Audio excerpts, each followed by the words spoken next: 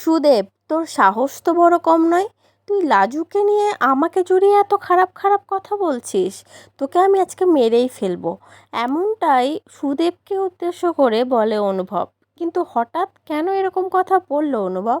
পুরোটা জানতে ভিডিওতে লাইক দিয়ে চ্যানেলটা সাবস্ক্রাইব করে দেখতে থাকুন। কোণে দেখা আলো সিরিয়ালের আজকের পর্বে আমরা দেখতে পাবো সুদেব লাজুকে নিতে শহরে পৌঁছে যায়। গিয়ে লাজুর সাথে দেখা করে, অনুভবদের বাড়িতে যায়।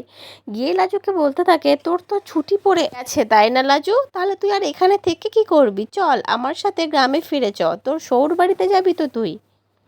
অনুভব তখন হঠাৎ করে বলতে থাকে, লাজু, লাজুকে নিয়ে কোথায় যাবে তুমি? লাজু কোথাও যাবে না, লাজু এখানেই থাকবে। তখন সুদেব বলে, বা বাবা, অন্যের বউয়ের প্রতি দেখছি তোমার খুব দরদ। লাজুর উপরে হঠাৎ এত দরদ দেখানোর কারণটা কি? তুমি আমার বউ লাজুকে কেন এত খারাপ নজরে দেখছো? তুমি কি লাজুকে নিয়ে অন্য কিছু ভাবছো?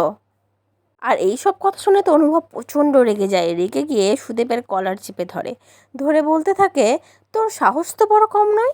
তুই লাজুকে নিয়ে আমাকে জড়িয়ে এত নোংরা নোংরা কথা বলছিস কোন সাহসে?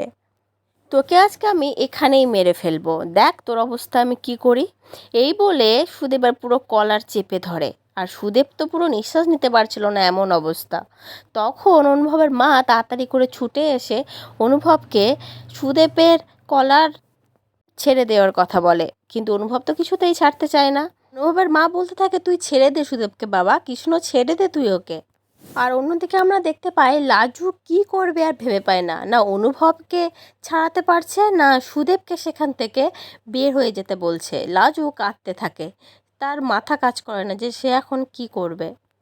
তো বন্ধুরা, তোমাদের কি মনে হয়, লাজুর কি অনুভবের কথা মতো অনুভবদের বাড়িতে থেকে যাওয়া উচিত, নাকি সুদেবের কথা মতো ওর যতদিন ছুটি থাকছে কলেজে ততদিন সুদেবের বাড়িতে গিয়ে থাকা? তোমাদের কি মনে হচ্ছে, কি মত, অবশ্যই কিন্তু কমেন্ট করে জানিও। পরবর্তী আপডেট নিয়ে তাড়াতাড়ি আসছি, সঙ্গে থেকো, সাথে থেকো, চ্যানেলটা সাবস্ক্রাইব করে দিও। ধন্যবাদ।